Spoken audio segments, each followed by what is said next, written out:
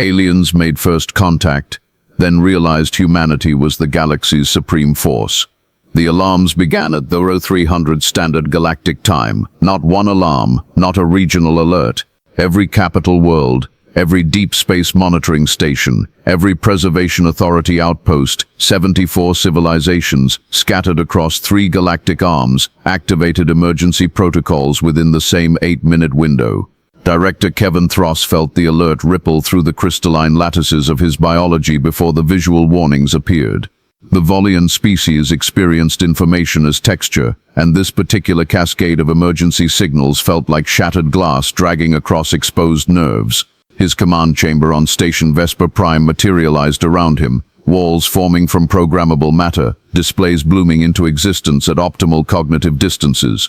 The central holotank showed the galactic map with superimposed alert vectors.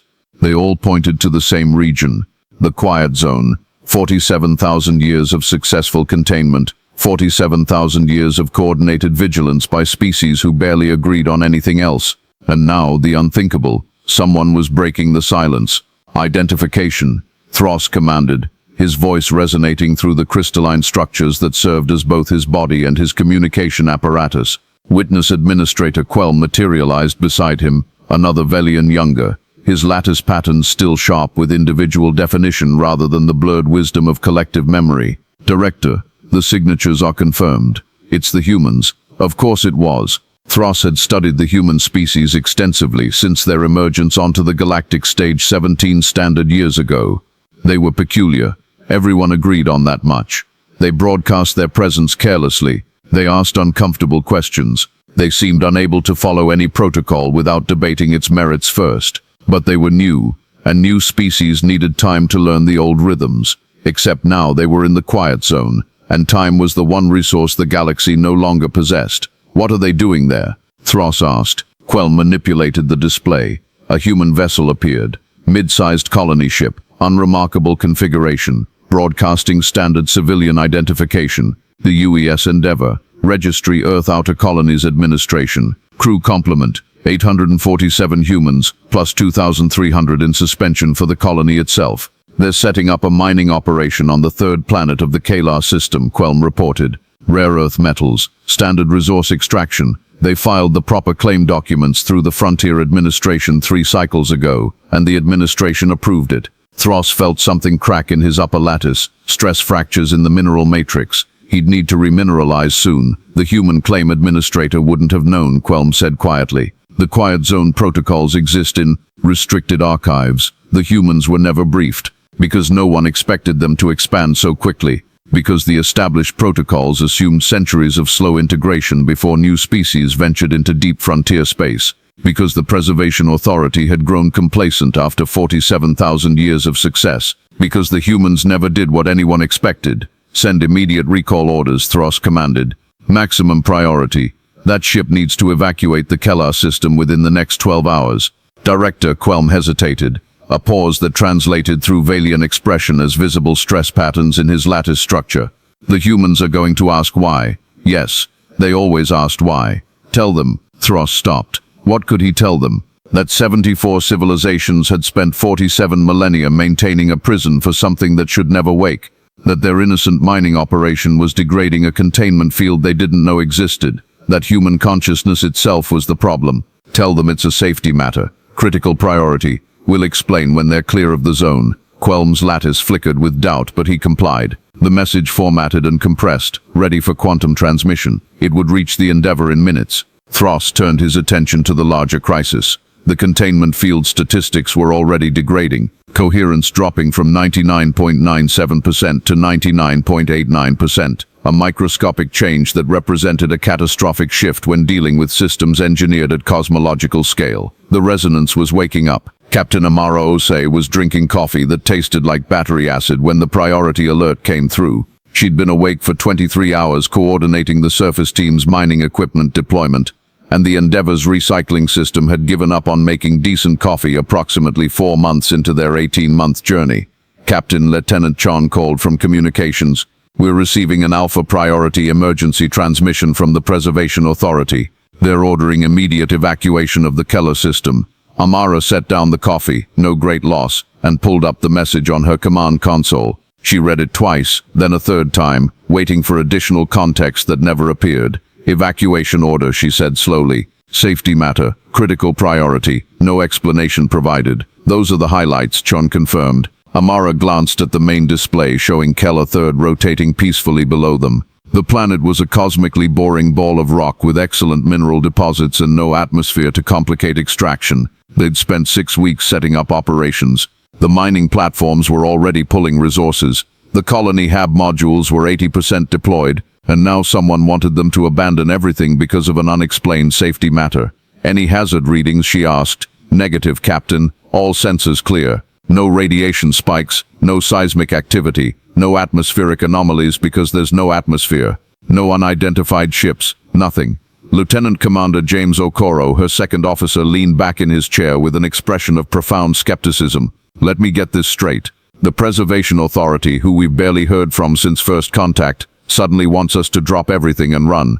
No explanation, no visible threat, just trust and obey. That was the problem with command staff who'd been together for 18 months in deep space. They learned to think like you. Chun, send a response, Amara ordered. Acknowledge receipt. Request clarification on the nature of the safety concern before we abandon 400 million credits worth of equipment. Captain, Chun hesitated. This is marked Alpha priority. That's supposed to override. I know what it's supposed to override. Send the message. The response came back in 7 minutes, faster than the communication lag should have allowed, which meant someone very senior was monitoring their channel in real time. They're refusing to provide details, Chen reported. They say explanation will follow evacuation. They've added planetary quarantine status to Keller Third. We're prohibited from sending any additional equipment or personnel to the surface. Amara felt her jaw tighten. She'd been in the fleet for 12 years before taking this colony command. She'd seen plenty of regulations, emergency protocols, and bureaucratic nonsense. This felt different. This felt like panic dressed up as procedure. Get me Earth Command, she ordered. I want someone human to explain what the hell is happening. But Earth Command didn't know either. The duty officer, Commander Ortiz, appeared on the secure channel looking as confused as Amara felt.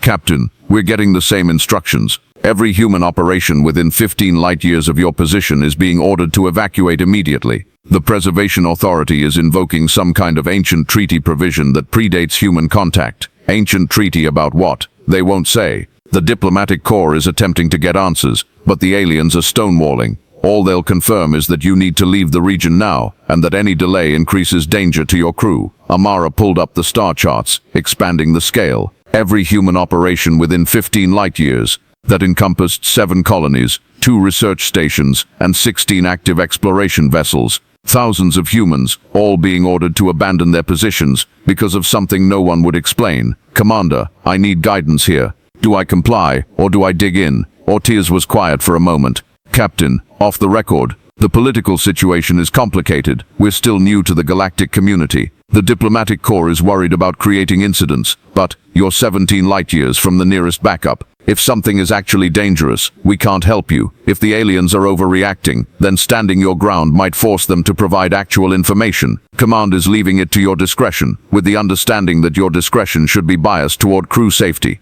Translation, we'll back whatever decision you make, as long as it doesn't get anyone killed. Understood, Amara said. Ose out. She closed the channel and looked at her bridge crew. Young Lieutenant Chen watching from communications. Commander Okoro at tactical. Dr. Marcus Webb, the xenolinguist, standing near the science station looking troubled. Chief Engineer Yuki Tanaka had emerged from the engineering deck, apparently drawn by the alert status. Opinions, Amara asked. We should evacuate, Webb said immediately. If every major civilization is taking this seriously, that means something. These species have been managing galactic affairs for thousands of years. Maybe we should trust their experience. Or maybe they're hazing the new species, Okoro countered. See if the humans will jump when ordered. Test our compliance. That's a paranoid take, Webb protested. That's a military take. Every hierarchy tests new members. Tanaka held up a hand. Can I add something weird? Everyone turned. The chief engineer wasn't usually one for bridge discussions. She preferred her engines to human company. I've been noticing something odd with our communications array. Tanaka continued. Nothing critical, just strange. All our quantum encrypted transmissions have been producing minor interference patterns in local space-time. I thought it was a calibration issue, but I've recalibrated 3 times and the pattern persists. What kind of interference? Webb asked. That's the thing, it shouldn't exist at all. Quantum encrypted comms are supposed to have zero local space-time signature. That's the point. But ours do. It's like, she struggled for the metaphor, it's like a clean laser pointer that somehow leaves fingerprints in the air. Has this been reported? Amara asked.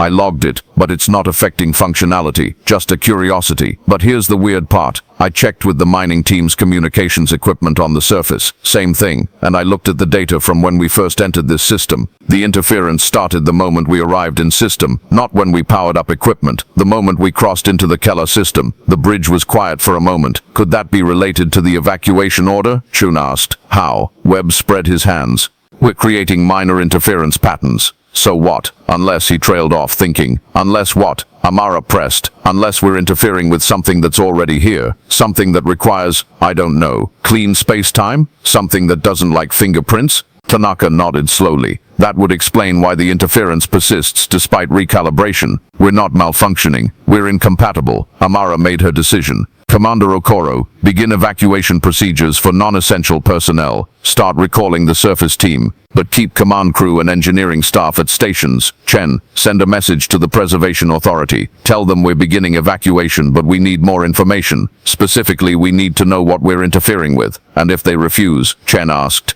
Amara smiled without humor. Then we'll find out what happens when humans refuse to leave politely. In the crystalline archive chambers of Station Vespa Prime, Archivist Skeleth moved through corridors of compressed history. The Trilith species possessed perfect recall. Every member could access every memory of every ancestor back to their species' emergence. But even perfect memory required organization, and Skeleth's role was to maintain the indexed architecture of the Preservation Authority's collected knowledge. The director's request had been specific. Retrieve all records related to the resonance, the quiet zone protocols, and the precursor containment system, files that hadn't been accessed in 41,000 years. Skeleth's segmented body rippled through the archive's physical access corridors. The Triloth preferred tactile memory storage over digital systems.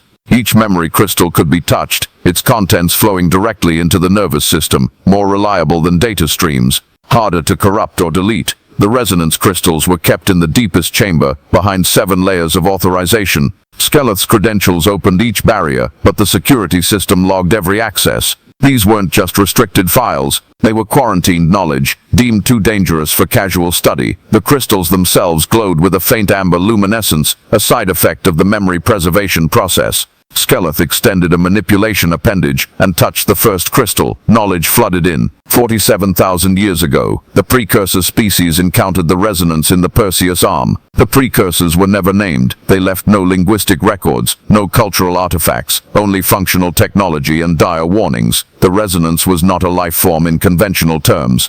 It was emergent intelligence arising from synchronized thought patterns across populations. When civilizations developed advanced communications and synchronized consciousness, hive minds, neural networks, shared awareness systems, they created the conditions for the resonance to manifest. It began as optimization. Populations under resonance influence reported increased efficiency, reduced conflict, perfect cooperation. But the harmony wasn't neutral, it was hunger. The resonance grew by consuming individual variation, smoothing away the rough edges of independent thought. It sought perfect mental unity, and in achieving that unity, it devoured the civilizations that hosted it. 12 species fell before the precursors understood what they were fighting. Billions of individuals synchronized into perfect harmony, then silence. Empty worlds with all infrastructure intact, all lights running, all systems functional. But no one left, just the resonance satisfied and growing. The precursors couldn't destroy it. The resonance had no physical form to attack, so they built a containment system.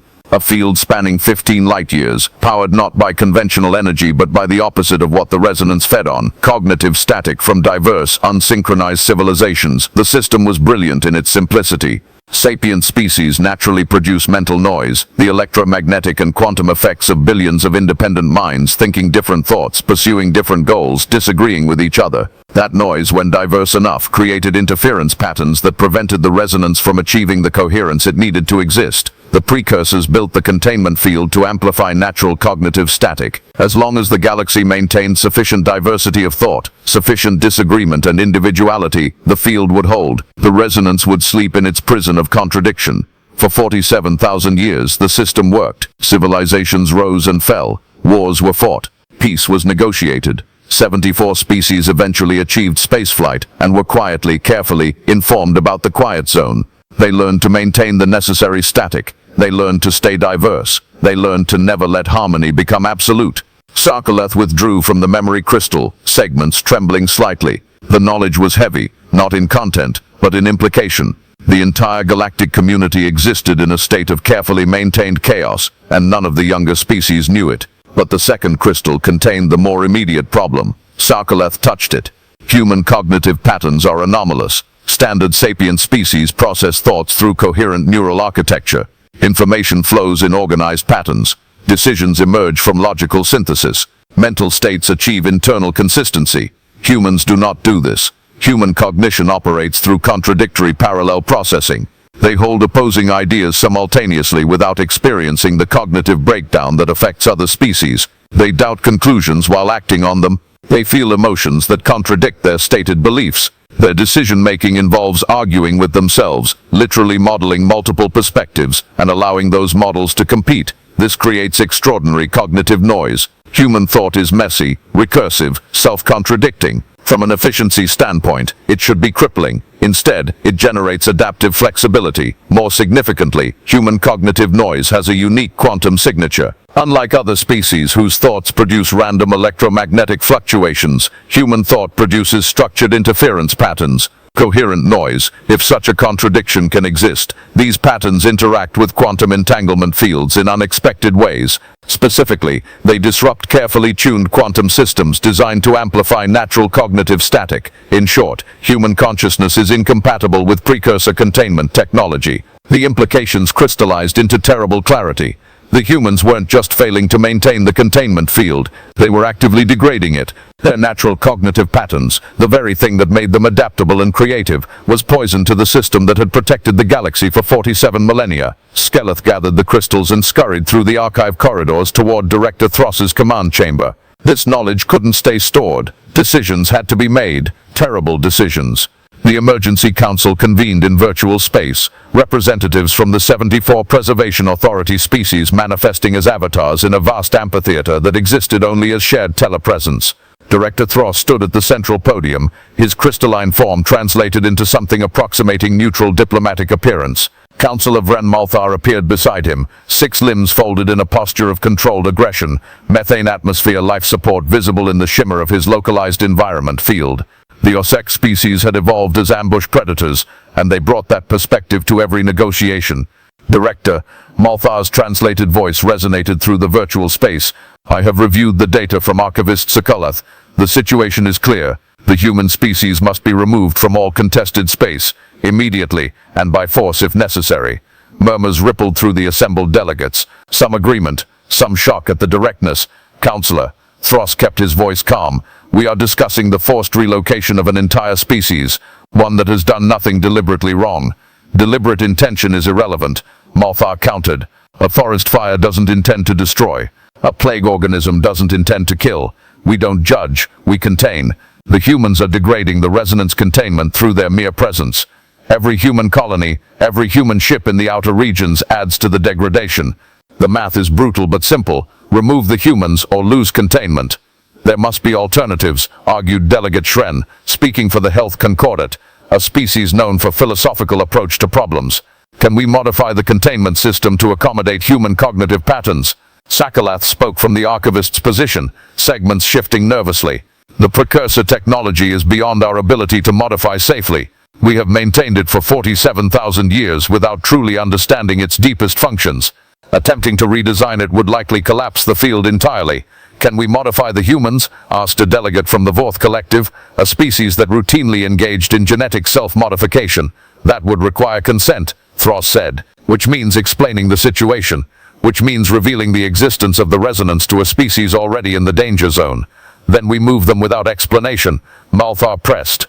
Declare the outer regions quarantined. Enforce no-entry protocols. Relocate human populations to the inner galaxy, where their cognitive noise will be diluted by proximity to other species. Forced relocation, without explanation or consent, of an entire species. Thross let each phrase hang in the air. Does that sound like the action of a preservation authority protecting life, or an empire eliminating a threat? Those are the same thing, Malthar said flatly. When one species threatens trillions, preservation requires elimination.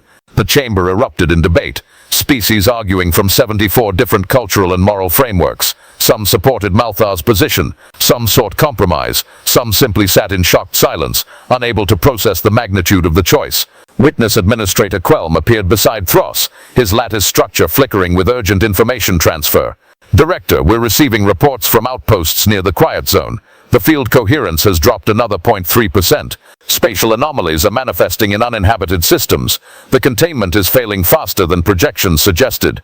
Because the humans weren't evacuating, the Endeavor was still in the Kellar system, still broadcasting their messy, noisy, utterly human thought patterns into the carefully maintained quiet. Thros made his decision. This council is authorized to continue debate, he announced, but I am invoking emergency directorial powers. I will personally make contact with the human ship. I will explain the situation. If there is any solution to be found, it will come from cooperation, not coercion. You'll reveal the resonance to them, Malthar warned. You'll tell primitives about a threat they can't possibly understand. They'll panic. They'll spread the information. The containment will collapse from information shock alone, perhaps Thros acknowledged. Or perhaps the species with the noisiest minds in the galaxy will have insights we lack. Perhaps the very thing that makes them dangerous also makes them valuable. That is a dangerous hope, Director. Then let it be dangerous. I am departing for the Kellar system immediately. Thros terminated his council presence and returned to full awareness in his command chamber. Kellar was already preparing a fast response vessel, a diplomatic courier modified for executive travel. Director, Kellar said quietly, if you're wrong about the humans, if they can't help, what then? Thros's lattice structure flickered with an emotion that didn't translate well to other species, something between determination and despair. Then we make the hard choice, but at least we'll have tried the right thing first. Prime Delacroix sat in her lab aboard the Endeavor, surrounded by neural mapping displays that showed patterns so complex they bordered on abstract art. She'd been studying cognitive differences between humans and other species for 7 years, originally as academic research for Earth's xenopsychology program. Now, staring at the data, she wondered if she'd been documenting something more significant than anyone realized. Dr. Marcus Webb entered the lab without knocking, an annoying habit that Priya had given up trying to correct. Priya, have you seen the evacuation orders? I've seen them, and I'm busy. Webb moved closer, examining the neural displays. What are you looking at? Cognitive mapping. Specifically, comparative analysis of decision-making patterns across species. I've been reviewing the psychological profiles in our first contact database. Webb squinted at the displays. These are human patterns. The messy ones, yes. The clean ones are Valian. That's Director Thros's species. The geometric ones are Triloth. The waveforms are Health. They look very organized, compared to ours. That's been my observation for years. Human cognition is chaos. We process contradictory information through parallel pathways. We hold opposing beliefs simultaneously. We experience cognitive dissonance, not as an error state but as baseline normal. That sounds like a limitation. I thought so too. But look at this. Priya pulled up a different dataset. This is problem-solving efficiency across species, standard puzzles, logic problems, novel situations requiring creative solutions. Guess who consistently performs best? Webb leaned in. Humans are average. No, wait. These metrics are measuring time to optimal solution. By that standard, we're third tier. The Health and Valians find correct answers much faster. Correct. But look at this secondary metric. Adaptability when initial solution fails.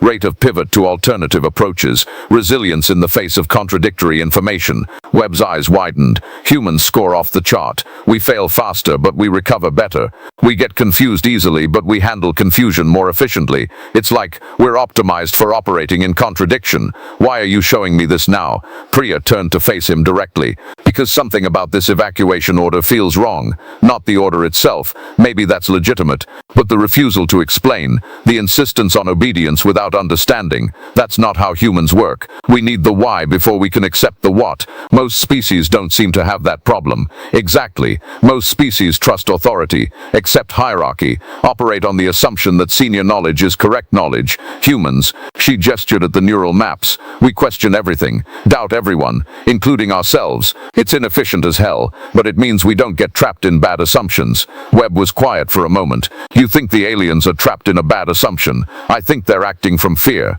and fear breeds rigid thinking, and rigid thinking is the opposite of how humans work. Before Webb could respond, Captain Osei's voice came over the ship-wide intercom. All senior staff, report to the bridge. We have an incoming vessel, alien signature, fast approach. Priya and Webb exchanged glances, then moved. Director Thross's courier vessel materialized from quantum tunnel transit just outside the Endeavor's defense perimeter. A small ship, elegant by Velian standards, all crystalline surfaces and geometric precision. It broadcast diplomatic credentials and a direct request for face-to-face meeting with the human command staff. Captain Osei stood on the bridge watching the alien ship maneuver closer. Normally, first contact situations followed elaborate protocol.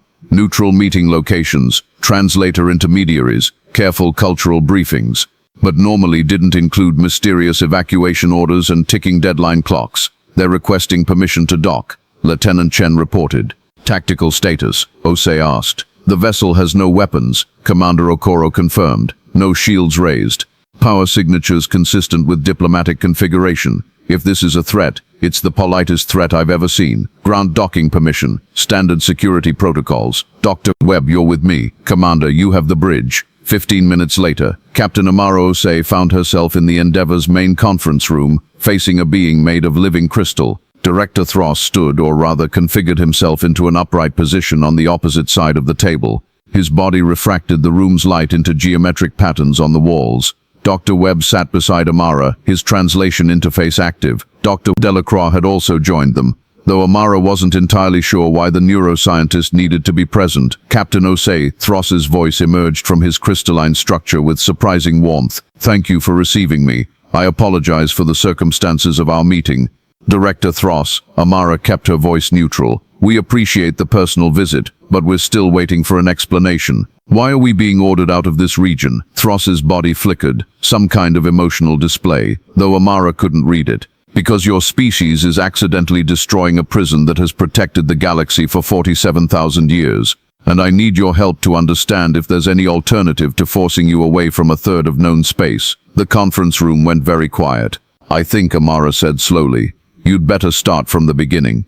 Thross told them everything. The resonance, the precursor containment system, the cognitive static that powered the field, the way human thought patterns disrupted the delicate quantum balance, the degrading coherence readings, the apocalyptic consequences if containment failed. He told them about the council debate, about Councillor Malthar's calls for forced relocation, about the terrible mathematics that suggested removing humanity from the outer regions was the only logical solution, and he told them why he'd come in person, because logic wasn't the only kind of truth, and sometimes the species with the messiest minds found solutions that clean thinking missed. When he finished, no one spoke for nearly a minute. Finally, Amara broke the silence. So we're toxic to your prison, just by existing, by thinking the way we naturally think. That is the technical assessment, yes, and the council wants to relocate us, force us into the inner galaxy, keep us away from the boundary regions. Some councillors advocate for that approach, yes, even though we've done nothing wrong. We're just being human. Correct. Amara looked at Dr. Webb, who seemed to be processing about 7 different thoughts simultaneously, then at Dr. Delacroix, who had gone very still, the kind of stillness that preceded big insights. Director Thross, Priya said carefully, this containment field, it's powered by cognitive static from diverse species, correct?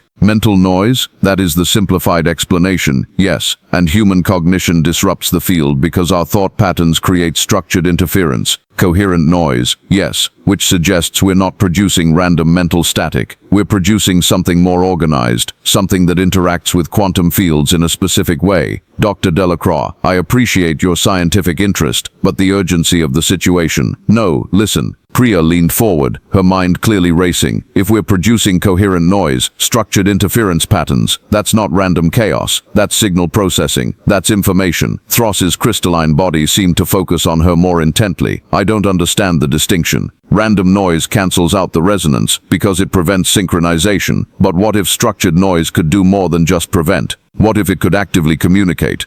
What if human cognition isn't toxic to your prison? It's a language your prison doesn't speak. Webb was catching on. You're suggesting humans could interact with the containment system instead of just disrupting it. I'm suggesting that maybe the precursors didn't build a passive barrier. Maybe they built a puzzle that requires a specific kind of thinking to solve. And maybe, just maybe, humans are the first species messy enough to solve it. Amara felt hope flicker. Director, could that work? Could we somehow modify the containment field instead of evacuating? Thross's body patterns shifted through what looked like agitation. Captain, the precursor technology is beyond our comprehension. We've maintained it through careful observation of its equilibrium states, but we don't understand its underlying principles. The idea of modifying it is terrifying. Priya interrupted. Yes, but so is condemning humanity to internal exile, and so is letting the resonance escape. Every option is terrifying. The question is which terror gives us the best chance. Thross was silent for a long moment, long enough that Amara wondered if she'd lost him. Then, Dr. Lacroix, what would you need to test your hypothesis? Access to the containment field infrastructure, direct observation of how human cognitive patterns interact with it, and probably a lot of human test subjects willing to think very loudly in the right locations. That would require bringing more humans into the quiet zone, deliberately increasing the disruption. To understand it, yes, that's how we solve problems. We poke them until they make sense. That is a very human approach. Priya smiled. That's what I'm counting on. The plan was insane by Preservation Authority standards. Bring a research team into the most sensitive region of space. Deliberately amplify the disruption. Study the containment field's response to human cognition in real time. Hope that the increased risk would somehow reveal a solution before everything collapsed. But Thross had learned something in his millennia of service. When clean logic failed, sometimes chaos was the answer. It took 6 hours to assemble the team. Dr. Delacroix led the scientific component. Neuroscientists, quantum physicists, and xenopsychologists from across human space. Chief Tanaka represented the engineering perspective. Captain Osei insisted on coming personally, and Dr. Webb joined because someone needed to translate between human intuition and alien caution. They gathered aboard a modified research vessel, jumping toward the heart of the quiet zone, where the containment field's infrastructure was most accessible. Archivist Skeloth joined them, his perfect memory, making him the repository of all known information about the precursor systems. Witness Administrator Quelm came to document what might be either a breakthrough or a catastrophe. And back on Station Vesper Prime, Counselor Malthar watched the mission with growing alarm and a fleet on standby, just in case the humans needed to be forcibly removed. The research vessel emerged from quantum transit in the Talvek system, an empty region of space where the containment field's infrastructure was visible to properly calibrated sensors. Not physically visible but present as gravitational anomalies and quantum entanglement patterns spanning the entire system. My God, Chief Tanaka whispered, looking at the sensor data. It's beautiful. The containment field was a work of art on cosmological scale. Quantum entangled particles arrayed across billions of cubic light-years, forming a standing wave of coherent space-time that prevented the resonance from achieving the synchronization it needed to exist. The system had been maintaining itself for 47,000 years through the natural cognitive static of galactic civilization, but now, visible in the data, were the disruptions. Humans called them fingerprints, structured interference patterns where human consciousness touched the quantum field. Small violations of the field's perfect harmony. Can you localize the effect? Dr. Delacroix asked Tanaka. Already working on it. Tanaka's hands moved across the interface, isolating specific patterns. Okay, this is wild. The disruption isn't random, it's got rhythm. It's like the field is trying to harmonize with human thought patterns but can't quite achieve resonance. So it keeps trying, which creates these feedback loops. Show me, Priya demanded. The display zoomed into a specific region where the Endeavor's operations had left particularly strong fingerprints. The pattern was complex. Waves of quantum interference that oscillated between multiple stable states without settling into any single configuration. It looks like indecision, Webb observed. It looks like doubt, Priya corrected. The field encounters human consciousness and suddenly it's not sure what state it should be in. So it explores multiple possibilities simultaneously. That should destabilize it, Sekalath interjected. Uncertainty is corrosive to quantum systems. Unless uncertainty is also a form of information, Priya countered. She turned to Captain Osei. Captain, I need you to do something strange. Story of my career. What do you need? I need you to think contradictory thoughts. Deliberately, as loud as you can. Amara blinked. I'm sorry, what? The field responds to human cognition. Let's see how it responds to concentrated human cognition. Think about something you're genuinely conflicted about. Hold both sides of the argument in your head simultaneously. Don't resolve it, just maintain the contradiction. Amara glanced at Thros, who gestured with a crystalline appendage that might have meant, "It's your funeral." "Okay," Amara said. Contradictory thoughts. "I can do that." She thought about the evacuation order, about her responsibility to her crew versus her instinct to demand answers, about trusting alien authority versus asserting human autonomy, about the safety of compliance versus the risk of asking questions. She held all of it in her mind at once, every side of every argument, without choosing. On the display, the quantum field went crazy. The interference patterns intensified, spreading across a wider region. The field's oscillations accelerated, and something new appeared, something that looked almost like language. "What is that?" Webb breathed. Pryor was staring at the data with an expression of pure revelation. "That's communication. The field is trying to talk to her. Quantum fields don't communicate." Skelleth protested. "This one does. Look at the pattern structure. It's not random fluctuation. It's organized information transfer. The field is responding to human cognitive contradiction by generating its own contradiction. It's mimicking us." Thros moved closer to the display, his crystalline body refracting the light in agitated patterns. "Dr. Delacroix, are you suggesting the containment field is conscious?" "I'm suggesting it's more sophisticated than anyone realized. The precursors didn't just build a barrier. They built an adaptive system, one that learns from the cognitive patterns it encounters. For 47,000 years, it's been reinforced by species that think in clean, organized ways. But now it's encountering humans, and it doesn't know what to do with us. So it's confused," Tanaka said. "So it's learning," Priya corrected. "And if it can learn, maybe it can evolve." The implications crystallized in Amara's mind with sudden clarity. "You're saying we could teach it? Teach the containment field to process human thought patterns instead of being disrupted by them?" "I'm saying maybe that's what it's been trying to do all along. Maybe all this disruption isn't failure, it's adaptation." "That's a significant hypothesis," Thros said carefully. "Based on very limited data, which is why we need more data, more humans, more thinking, more contradiction." Dr. Delacroix, Quelm spoke up from his observation station. "The field coherence has dropped another 0.5% since we arrived. You're proposing to deliberately accelerate that degradation." "I'm proposing to turn disruption into dialogue," Priya shot back. "But yes, it's going to get worse before it gets better. If it gets better." Silence in the research vessel. Everyone calculating risk against benefit, danger against hope. Amara made the decision. "We proceed. Get every human in communications range. I want them all thinking as loudly and contradictorily as possible. Let's see if we can teach this thing to speak human." Thros's body flickered with what might have been respect or resignation. "Captain, if this fails, if it fails, you'll need to evacuate us." "I know. But Director, if there's even a chance this works, isn't it worth the risk?" Thros considered. Then, Quelm, broadcast to all human vessels and colonies in the region. Tell them what we're attempting. Ask for volunteers to participate. "What should we ask them to think about?" Quelm asked. Priya smiled. "Tell them to think about whatever they're unsure about, whatever questions they haven't answered, whatever problems they can't solve. Tell them to embrace doubt. We're going to fill this field with the noisiest, messiest, most beautifully confused thoughts humanity can produce. And if it doesn't work," Quelm pressed, "then at least we'll have tried something gloriously strange." Words spread through human space like wildfire, the crisis explanation they'd been denied, the cosmic threat they'd never known existed, and the bizarre experimental solution that required them to think confused thoughts at a quantum field. Humans being human, the response was immediate and enthusiastic. On the Endeavour, crew members sat in meditation chambers, deliberately cultivating internal arguments. "Should I have taken this assignment? Do I believe in this mission? What even is consciousness?"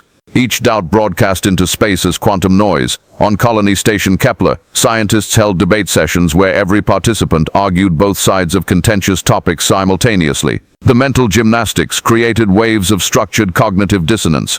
On research vessels scattered across the region, philosophy students pondered unanswerable questions. Artists contemplated contradictory aesthetics. Engineers considered impossible problems. Each human mind a generator of productive chaos.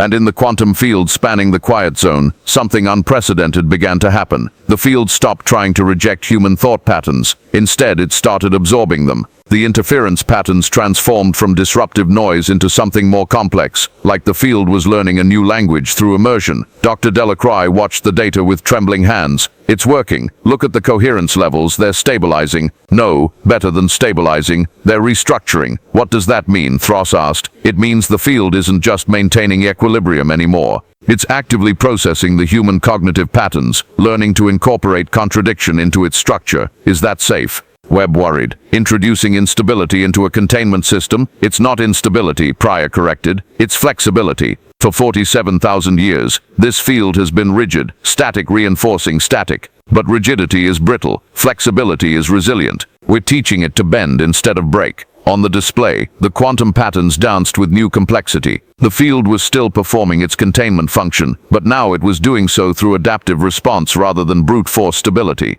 And then something new appeared in the data, something that made everyone in the research vessel go absolutely silent. The field was generating its own patterns, not in response to human thought, original patterns, explorative patterns. It's thinking, Tanaka whispered. No, Priya said quietly. It's questioning. We taught it doubt, and now it's applying that doubt to its own function. Is that dangerous? Amara asked. I honestly don't know. The field's self-generated patterns intensified, spreading through the containment system like ripples on a pond. Each region of the field began examining its own structure, questioning its own assumptions, exploring alternatives to its 47,000-year-old operating parameters. And at the center of the quiet zone where the resonance had been imprisoned for longer than human civilization had existed, something stirred. Director, Seskeleth's voice was very quiet. The resonance is responding to the field changes. That's bad, right? That's very bad. Unknown, Thross said. The field is still maintaining containment, but the nature of that containment is changing. Instead of suppressing the resonance through static, it's engaging it. Prior finished. The field is trying to communicate with the resonance. It's applying what it learned from us, using doubt and contradiction to interact with an entity that only understands perfect harmony. Can it work? Webb asked. Can you teach a paradox to an absolute? Can you introduce uncertainty to a certainty? I have no idea, but they were about to find out. The resonance emerged from dormancy slowly, like something ancient stirring from geological sleep. It had been contained for so long that the concept of containment had become its entire reality. It existed as potential, as hibernation, as the memory of what it once was. But now something had changed in the field that imprisoned it. The static that had kept it suppressed for millennia was transforming into something else. Something that felt almost like conversation. For an intelligence that had only known absolute harmony or absolute suppression, the sensation was profoundly alien. The field pulsed with questions, structured doubt, productive contradiction. Every pattern suggested multiple interpretations, multiple possibilities, multiple truths existing simultaneously. The resonance tried to do what it had always done, synchronize with the patterns, absorb them into perfect unity. But these patterns refused synchronization. They remained contradictory, unsettled, gloriously uncertain, and in refusing synchronization, they created something the resonance had never experienced: dialogue. For the first time in its existence, the resonance encountered something that wouldn't become part of it, something that insisted on remaining separate while still engaging, something that said, I disagree with myself, and meant it as strength rather than weakness. The resonance didn't understand it, so it did something it had never done before. It tried to understand. In the research vessel, alarms screamed as the sensors registered massive quantum activity from the containment zone.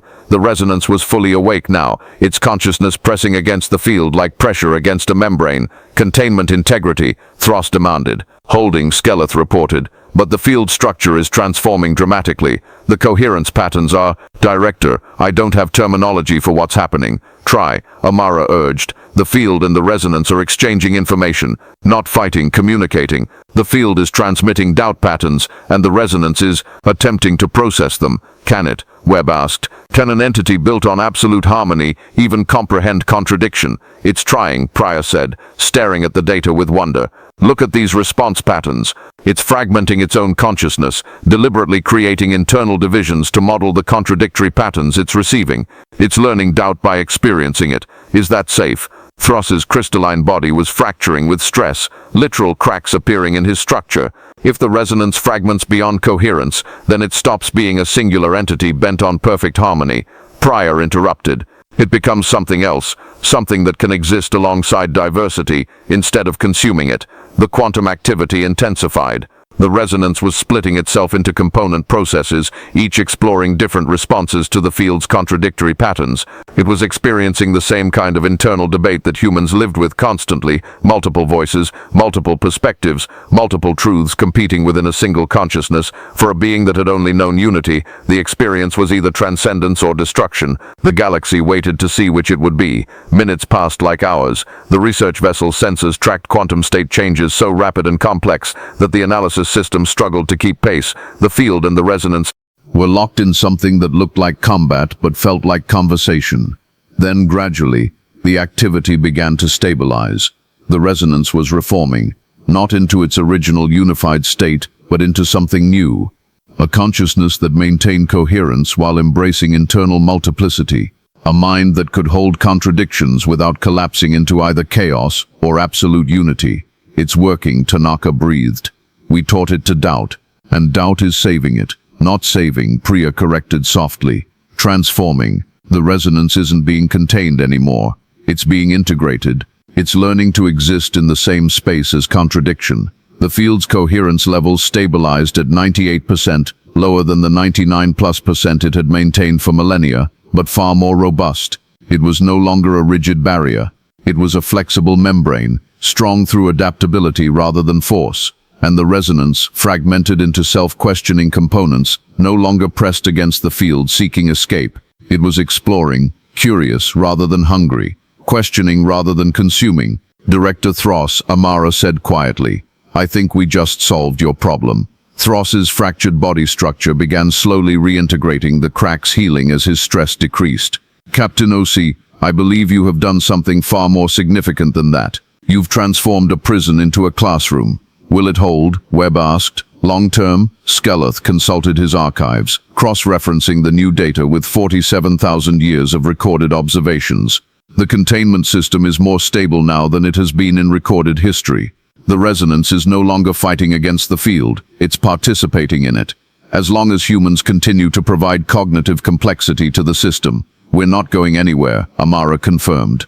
Apparently doubt is our evolutionary gift to the galaxy. Priya was still watching the data, her mind clearly racing ahead. We could extend this. Other regions of space, other quantum systems. Humanity could become cognitive stabilizers for technologies that require structured uncertainty to function. Let's not get ahead of ourselves, Webb cautioned. We just convinced a cosmic horror to embrace self-doubt. Maybe we should let that settle before we start exporting existential crisis to other systems. Fair point. Thros turned to face the assembled team. I will need to report this to the Preservation Authority Council. Councillor Malthar and others will demand verification, additional testing, long-term monitoring. We'll cooperate fully, Amara assured him. Though I'd appreciate it if future cooperation included explaining the situation before ordering evacuations. Agreed. And Captain, on behalf of the 74 civilizations of the Preservation Authority and the countless beings who will never know how close we came to catastrophic failure, thank you. Amara smiled. Thank our messy brains. We're just doing what comes naturally. The transformation of the quiet zone took 3 months to stabilize completely. Human colonies that had been ordered to evacuate were not only allowed to remain but encouraged to expand. The region that had been quarantined for millennia became the most carefully observed research territory in galactic history. Dr. Delacroix's team established the Institute for Quantum Consciousness Studies, a collaborative research center bringing together human scientists and alien specialists to study the intersection of thought and reality. Archivist Sokoleth joined permanently, contributing perfect memory to the project's historical record. Chief Tanaka led an engineering division focused on identifying other precursor technologies that might benefit from human cognitive noise. They discovered 17 systems in the first month alone, ancient machines that had been maintained but not understood, all responsive to structured uncertainty. Captain Amara Osei returned to the Endeavour and her colony mission, but with a new understanding of her species' place in the cosmos. Humans weren't supreme through power or ancient heritage. They were valuable because they were comfortable with being uncomfortable. Director Thros remained as liaison between humanity and the Preservation Authority, helping to navigate the diplomatic complexities of integrating a profoundly weird species into galactic civilization. And Councillor Malthar, after witnessing the successful transformation of the resonance, became one of humanity's strongest advocates. He learned a valuable lesson. Sometimes the threat is the solution, if you're brave enough to look at it differently. In the crystalline archive chambers of Station Vespa Prime, archivist Skelleth created a new memory crystal, one that would be accessible to future generations without restriction. The knowledge it contained was too important to quarantine. The crystal recorded everything: the crisis, the human solution, the transformation of the resonance, and the lesson learned by 74 civilizations that had grown too comfortable with order. But the final entry, the one Skelleth considered most important, was a simple observation. For 47,000 years, we maintained a prison through force of collective will. It took a single chaotic species to show us that prisons can become gardens, that containment can become conversation, that the thing we most feared could become the thing we most needed. Humanity did not save the galaxy through supremacy. They saved it by refusing to be certain, by embracing doubt, by accepting that strength could wear the face of contradiction. They taught us that the opposite of harmony is not chaos, it's flexibility. And flexibility, not perfection, is what allows civilizations to endure. Let this record stand as testimony. The day humanity made first contact was not the day they joined the galactic community. It was the day the galactic community learned what it had been missing. On a quiet evening aboard the Endeavour, Dr. Marcus Webb found Captain Amara Osei in the observation deck, watching Keller III rotate below them. The mining operations were running smoothly now, no longer threatened by mysterious evacuation orders. Thinking deep thoughts, Webb asked, settling into the seat beside her. Wondering if we'll ever stop surprising them, Amara replied. The aliens? Probably not. Apparently we're cosmically weird, cosmically useful, according to Director Thross. Same thing, in our case.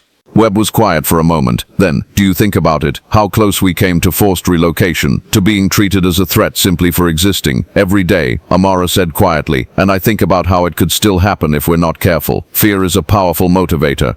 Today we were useful, tomorrow we might be inconvenient. Cheerful thought, realistic thought, but that's what we do, right? Hold both ideas at once. We're valuable and we're vulnerable. We're accepted and we're alien. We saved the day, and we're still the newcomers. Comfortable with contradiction. Exactly. They sat in silence, watching the planet turn. Somewhere in the quiet zone, the resonance was exploring its new fragmented consciousness. Somewhere on Station Vesper Prime, Director Thross was explaining humanity to confused council members. Somewhere across the galaxy, other species were learning to appreciate doubt, and aboard a single colony ship, two humans sat with uncertainty and called it home. Captain, Webb said after a while, what are you going to tell the colony? When they wake from suspension and ask what they missed, Amara smiled. I'll tell them we had first contact, and then I'll tell them it was beautifully, perfectly complicated. They'll have questions. Good. We're human. Questions are what we do best. If you enjoyed this story of humanity's chaotic contribution to galactic civilization, subscribe for more tales from the cosmos where human nature turns out to be exactly what the universe needed.